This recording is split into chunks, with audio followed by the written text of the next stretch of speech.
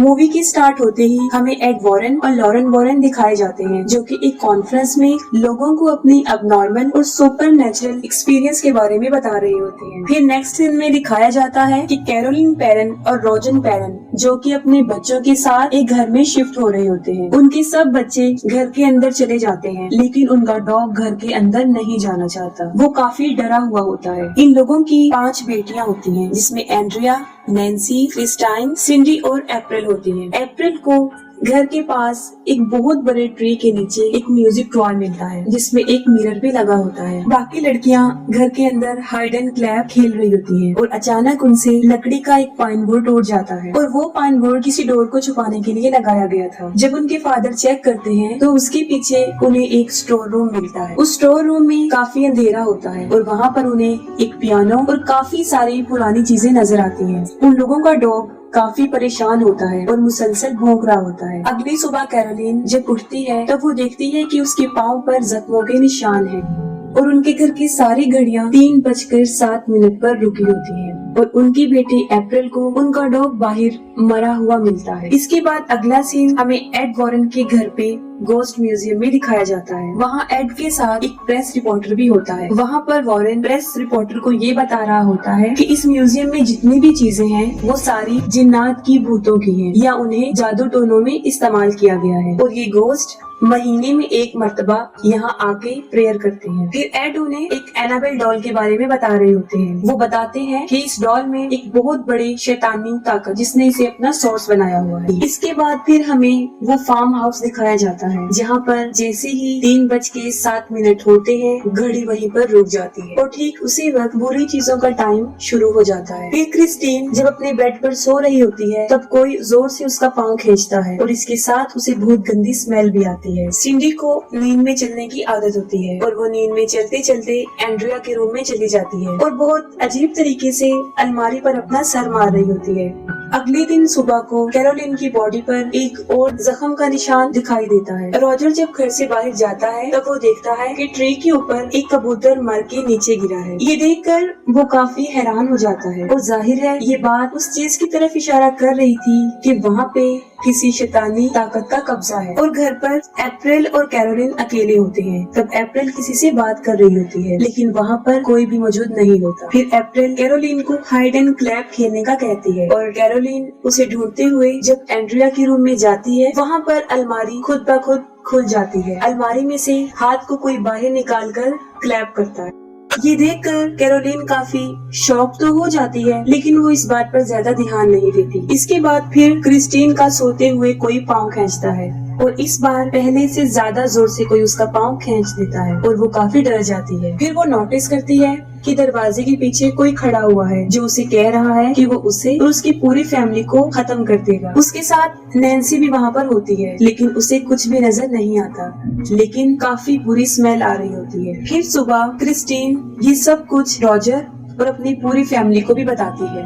Caroline को दिखाया जाता है और अब उसकी बॉडी पर कई जगह पर जख्मों के निशान होते हैं। तभी उसे बच्चों के खेलने की आवाजें आती हैं। तब वो उन्हें चेक करती है, लेकिन सब बच्चे अपने रूम्स में सोए होते हैं। फिर अचानक से वहाँ पर एक अजीब चीज होना शुरू हो जाती है। घर के सारे फोटो फ्रेम्स खुद ब खुद नीचे गिर जाते हैं और सब के सब टूट जाते हैं। इसके साथ ही कैरोलिन को एक लड़की की आवाज आती है। वो उसकी आवाज को फॉलो करती है। जब वो बेसमेंट के पास पहुँचती है तब खुद ब खुद बेसमेंट का डोर ओपन हो जाता है। कैरोलिन बेसमेंट में जाकर जब वहाँ से भागने की कोशिश करती है तब उसके डोर खुद ब खुद बंद हो जाते हैं। कैरोलिन सीढ़ियों से नीचे गिर जाती है। तभी उसकी तरफ कोई एक बॉल फेंकता है। कैरोलिन फिर से भागने की कोशिश करती है, लेकिन अब वहाँ पर काफी अंधेरा हो जाता है। फिर कैरोलिन माचिस की तीली जलाकर वहाँ देखती है, तब पीछे से कोई लड़की उसे डरा रही होती है और साथ साथ क्लैप कर रही होती है। कैरोलिन वहीं फंस जाती है और सिंडी एंड्रिया के रूम में पहुंचकर फिर से अलमारी पर अपना सर पटक रही होती है। एंड्रिया ये देखकर सिंडी को अपने साथ सुला लेती है। तभी अचानक से उस अलमारी का डोर खुद ब खुद ओपन हो जाता है। एंड्रिया उस अलमारी को खोलकर चेक करती है, तब उस अलमारी के ऊपर एक औरत का गोश्त बैठा होता है जो उस पर अटैक कर देता है। फौरन रोजर वहाँ पर पहुँच जाता है। तब वो सुनता है कि हर तरफ से किसी के चीखने चिल्लाने की आवाजें आ रही हैं। सबसे पहले वो बेसमेंट का दरवाजा खोलता है और कैरोलिन को वहाँ से निकालता है। वो दोनों बेसमेंट से बाहर आके ऊपर जाते हैं और अपने सब बच्चों को एक जगह इकट्ठा कर लेते हैं। अब वो काफी डर चुके होते हैं। फिर नेक्स्ट सीन में एक यूनिवर्सिटी दिखाई जाती है जहाँ पर एड वॉरेन सुपर नेचुरल चीजों के बारे में लेक्चर दे रही होती है और उन्हीं ऑडियंस में कैरोलिन भी सुन रही होती है। लेक्चर के खत्म होते ही कैरोलिन एड वॉरेन और लॉरेन वॉरेन के पास जाती है और उन्हें रिक्वेस्ट करती है कि वो उनके घर पर आए, जिस पर एड और लॉरेन उनके घर चले जाते हैं। तब कैरोलिन और रॉजर उन्हें सारा माजरा बताते हैं कि हालात दिन ब दिन बिगड़ते जा रहे हैं। वो बताते हैं घर में गंदी स्मेल आती है, रात में 3 दफा दरवाजा नॉक होता है और सुबह होकर बंद हो जाता है, और जो भी बर्ड उनके घर पे आकर बैठता है सुबह उनके गार्डन में मरा हुआ मिलता है। घर की सारी घड़ियाँ 3:07 पर रुक जाती है। उनके जवाब में एड उन्हें बताता है ये सब कुछ वहाँ पर शैतान होने की तरफ इशारा कर रहे हैं। इसके बाद वो लोग बेसमेंट में जाते हैं और वहाँ पर जाकर लॉरेन समझ जाती है कि यहाँ पर कुछ अच्छा नहीं हुआ और उसी जगह पर काफी बुरे हालात हो चुके होते हैं। एड उस घर में होने वाले सारे इंसिडेंट्स का कैरोलिन से पूछते हैं और उन सब बातों को रिकॉर्ड कर लेते हैं। दूसरी तरफ लॉरेन अप्रैल से उसकी एक फ्रेंड के बारे में पूछ रही होती है, जिस पर अप्रैल उसे वो म्यूजिक टॉय दे देती है। जब लॉरेन उस म्यूजिक को प्ले करती है तब वो देखती है कि उसके मिरर में एक छोटे बच्चे की सोल है और वो उसी बच्ची रोरी की होती है, जिसके बारे में अभी वो अप्रैल से पूछ चुकी होती है। वो लोग फिर उस दरख्त की तरफ जाते हैं जहाँ पर उन्हें ये म्यूजिक टॉय मिला था। तभी लॉरेन वहाँ पर उस गोस्ट को देखती है जो इस फैमिली को परेशान कर रहा था। फिर लॉरेन कैरोलिन और रॉजर को ये बताती है कि इस घर में एक बहुत बड़े शैतान का कब्जा है और जब वो यहाँ पर आई थी तभी उसने उनको देख लिया था और ये एक काले शैतान की रूह है जो बड़ी ताकतवर है। वो उन्हें बताती है कि उसने कैरोलिन, रॉजर और उनके बच्चों के पीछे भी इसके साई को देखा था। उस गोस्ट की परछाई उनके साथ है और वो ही उन्हें परेशान कर रही है और यहाँ तक वो उनके पीछे लग गई हैं कि अगर वो ये घर छोड़कर यहाँ से चले भी जाएं तब भी वो इनका पीछा नहीं छोड़ेगी। तब एड उन्हें बताते हैं कि उन्हें यहाँ पर एक्सॉर्सिज्म करना है, जिसके लिए उन्हें चर्च से इजाजत लेनी पड़ेगी, जिसके लिए पहले तो उन लोगों ने चर्च वालों को सबूत देना है, तभी वो लोग इन्हें अलाउ करेंगे। लॉरेन उन्हें बताती है कि यहाँ पर बहुत सारे असेब हैं और सबसे बुरा एक साया है जिसके दिल में शदीद नफरत भरी हुई है। और रात को एड जब उस रिकॉर्डर को प्ले करता है तब उसे सिर्फ अपनी आवाज आती है, उसमें कैरोलिन और रॉजर की कोई रिकॉर्डिंग प्ले नहीं होती। और लॉरेन एड को इस जगह की हिस्ट्री के बारे में बताती है कि एक आदमी ने यहाँ पर एक फार्म हाउस बनाया था। उस आदमी ने एक औरत के साथ शादी की थी जो काले जादू पर बहुत यकीन करती थी, यहाँ तक कि वो खुद भी काला जादू करती थी और वो शैतान को मानने वाली थी। उस औरत का नाम बादशिबा था और बादशिबा ने अपने 7 दिन के बच्चे को जलाकर उसकी कुर्बानी दे दी थी और जब ऐसा करता उसके हस्बैंड ने उसे देख लिया था तब वो भागकर बाहर आई और एक दरख्त पे चढ़ के उसने सुसाइड कर ली और खुद को फांसी दे दी।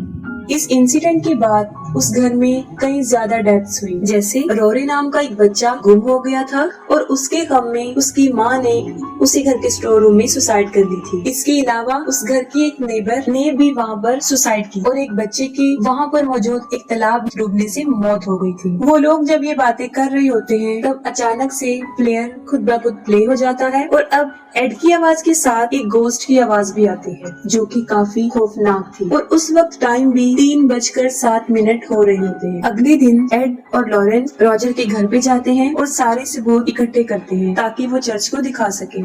इस काम को करने के लिए एक पुलिस ऑफिसर उनकी मदद करता है और उसके साथ एक लड़का ब्रैड भी। वो लोग इस घर के चारों तरफ कैमरास और वॉइस रिकॉर्डर लगा देते हैं और अंदर लॉरेन, कैरोलिन और उसकी फैमिली की एक पिक्चर को देखती है और अपनी पावर से वो ये समझ जाती है कि ये मोमेंट जब उन्होंने ये पिक्चर कैप्चर की थी उनके लिए सबसे खास था। एड सारे रूम्स में होली वाटर को छिड़कता है ताकि अगर वहाँ पे कोई शैतानी पावर हो तो उन्हें इससे तकलीफ पहुँचे और उसकी हरकत से ये लोग उसे रिकॉर्ड कर सके। अचानक से बेसमेंट का डोर ओपन हो जाता है और एड और लॉरेन वहाँ पर चले जाते हैं, लेकिन वहाँ उन्हें कुछ नजर नहीं आता। लेकिन जब वो वहाँ से बाहर आने की कोशिश करते हैं तब डोर अपने आप बंद हो जाता है। उस रात वहाँ पर उन्हें कुछ भी सबूत नहीं मिलता, ना ही कुछ वहाँ होता है और अगली सुबह वो सब लोग खुशी खुशी ब्रेकफास्ट कर रहे होते हैं। एड कैरोलिन को कहता है कि तुम रेस्ट कर लो, मैं और लॉरेन सब संभाल लेंगे। फिर जब लॉरेन कपड़ों को सुखा रही होती है तब वो देखती है कि बादशिबा उस कपड़े की पीछे वाली साइड पर खड़ी है और अचानक से वो कपड़ा उड़कर कैरोलिन की बेडरूम की खिड़की पर जाकर चिपक जाता है और जैसे ही विंडो से कपड़ा हटता है लॉरेन को वहाँ पर बादशिबा की रूह नजर आती है। इससे पहले कि लॉरेन कैरोलिन के पास पहुँचती बादशिबा उसको पोजेस कर लेती है और अब वहाँ पर पर शैतानी लम्हे शुरू हो जाते हैं और ये इविल सोल्स काफी भयानक होती हैं। सबसे पहले पुलिस ऑफिसर ब्रैड को एक लड़की की आवाज आती है और उसे फौरन उस नौकरानी जिसने सुसाइड की थी उसका गोश्त नजर आता है और वो पुलिस ऑफिसर को काफी डरा देती है। फिर नैन्सी नींद में चलते हुए एंड्रिया के रूम में चली जाती है। इसके साथ ही उस रूम का डोर लॉक हो जाता है। जब नैन्सी नींद में चल रही होती है तब सारे कैमरास उसकी फोटो कैप्चर कर लेते हैं, जिससे ये साफ जाहिर था कि वहाँ पर नैन्सी के अलावा भी कोई मौजूद है। और जब नैन्सी रूम में होती है तब उसे एक बच्चे की आवाज आती है जो उसे कह रहा होता है कि वो छुप जाए। सब लोग उसी रूम की तरफ भागते हैं, लेकिन ना तो उन्हें वहाँ वो बच्चा नजर आता है और ना ही नैन्सी। एड उसे टॉर्च लाइट की मदद से ढूंढ रहा होता है। तब वो देखता है कि नैन्सी दो दीवारों के बीच एक खाली जगह है, वो वहाँ पर है। अप्रैल लॉरेन को बताती है कि जब भी रोरी डरा हुआ होता है वो उसी जगह पर जाकर छुपता है, जिस पर लॉरेन फौरन उस जगह पर पहुँच जाती है। वहाँ पर उसे बच्चे की टॉयज नजर आते हैं और म्यूजिक प्ले की जगह भी, और वहाँ पर उसे वो रस्सी भी मिल जाती है जिससे बादशिबा ने सुसाइड किया था। अचानक से वहाँ पर एक लकड़ी टूट जाती है और लॉरेन वहाँ से गिर जाती है और एक स्टोर रूम में आ जाती है। वहाँ पर लॉरेन उस म्यूजिक की गिलास में देखती है, तब उसे रोरी की मदर की सोल नजर आती है जो कि बुरी तरह रो रही होती है। रोरी की मदर का गोश्त लॉरेन को कहता है कि उसने उससे ऐसा करवाया था और ये कहते ही वो वहाँ से गायब हो जाती है। और वहीं पर बादशिबा का गोश्त भी होता है जो लॉरेन को काफी डरा देता है, और जब वो वहाँ से भागने लगती है तो वो उसकी गले की चेन को खींचकर पीछे की तरफ लाती है। वो लॉकेट टूटकर वहाँ गिर जाता है जो उसे उसकी बेटी ने दिया था। लॉरेन की बेटी का नाम जूडी होता है जिसमें उसकी पिक्चर भी लगी होती है। लॉरेन भागकर बाहर आती है और वो सबको बताती है कि ये बुरी परछाइयाँ सिर्फ माँ पर ही हावी होती है और माँ के हाथों ही उसके बच्चे की जान ले लेती है। वो उन्हें बताती है कि अब वो कैरोलिन को प्रोसेस कर रही है और उसकी बॉडी पर जो जख्मों के निशान है इसकी भी ये गोश्त ही वजह है। अचानक से सारे क्रॉस जमीन पर गिर जाते हैं और नैन्सी को कोई ताकत उसके बालों से पकड़ती है और उसे इधर उधर मारना शुरू कर देती है, लेकिन वो लोग नैन्सी को बचाने में कामयाब हो जाते हैं। वो लोग इस घर को छोड़ने का फैसला कर लेते हैं, जिस पर एड रॉजर को बताता है ये सब कुछ वो चर्च के सामने पेश करेंगे और फिर इस घर का एक्सोर्सिज्म करेंगे। इसी दौरान लॉरेन को अपनी बेटी जोडी की आवाज आती है और वो देखती है कि तालाब में उसकी डेड बॉडी है। ये देखकर लॉरेन काफी डर जाती है। वो अपनी बेटी के लिए काफी परेशान हो जाती है और एड को भी इस बारे में बताती है कि ये हमारे लिए भी एक इशारा है। अगले दिन लॉरेन और एड फादर को उस घर में होने वाले वाकयात के बारे में बताते हैं और सारे सबूत भी दिखाते हैं, और उनके पास वो पिक्चर भी होती है जब नैन्सी नींद में चल रही होती है और उस वक्त वहाँ पर नैन्सी के साथ रोरी की सोल भी खड़ी होती है, जिसके लिए फादर उन्हें ये कहते हैं कि एक्सोर्सिज्म के लिए उन लोगों को मजीद आगे से परमिशन लेनी होगी क्योंकि ये लोग कैथोलिक नहीं है। फिर हमें लॉरेन एड की बेटी जोडी दिखाई जाती है और वो बादशिबा का गोश्त उसके लॉकेट के जरिए उस बच्ची के पास पहुंच जाता है। तभी वो जोडी का पाँव खींचती है जिससे वो जाग जाती है और काफी डर जाती है और अपने मदर और फादर को ढूंढते हुए अपने रूम से बाहर आ जाती है। और यहाँ पर हम ये भी देखते हैं कि उनके उस गोश्त म्यूजियम में वो अनाबेल डॉल नहीं है, जिससे जोडी काफी डर जाती है। और उसी वक्त वहाँ पर बादशिबा नजर आती है जिसकी गोद में वो अनाबेल डॉल बैठी होती है। बादशिबा जोडी को डराती है और उसे नुकसान पहुंचाने की कोशिश भी करती है, लेकिन बिल्कुल ठीक वक्त पर एड और लॉरेन वहां पर पहुंच जाते हैं और अपनी बेटी की जान बचा लेते हैं। और दूसरी तरफ कैरोलिन, अप्रैल और क्रिस्टाइन को अपने साथ कहीं पर लेकर जा रही होती है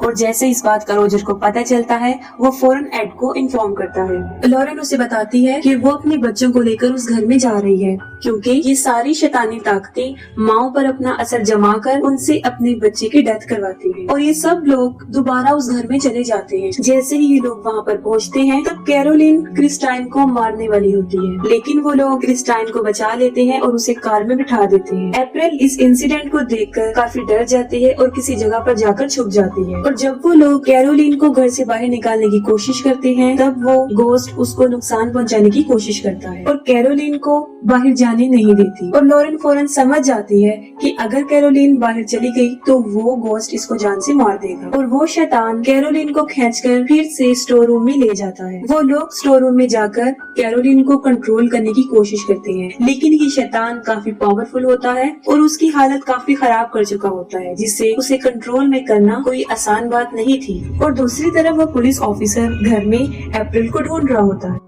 कैरोलिन किसी के भी कंट्रोल में नहीं आती और वो एक एक करके सब पर अटैक कर देती है। वो लोग कैरोलिन को एक चेयर से बांध देते हैं और उसकी हालत देखकर एड ये डिसीजन लेता है कि वो फौरन इस जगह का एग्जॉर्सिज्म करेंगे। जैसे ही एड एग्जॉर्सिज्म स्टार्ट करता है, ये शैतान यानी बादशिबा कंट्रोल से बाहर हो जाता है और वहाँ पर शैतानी ताकतें और पावरफुल हो जाती हैं।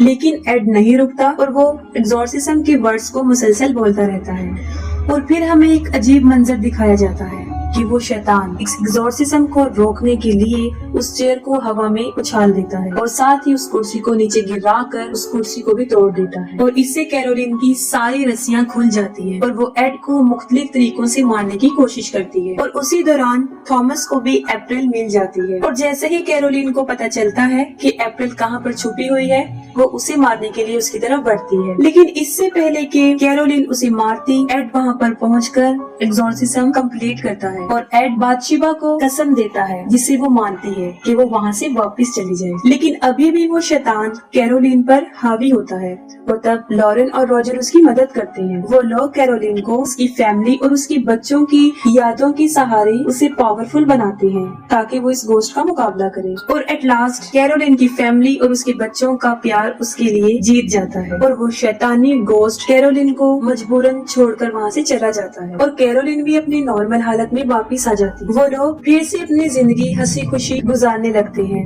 और अप्रैल लॉरेन को उसका लॉकेट उसे वापस देती है और एंड सीन में एड उस म्यूजिक प्लेयर को अपने म्यूजियम में रख देते हैं और इसके साथ ही मूवी एंड हो जाती है।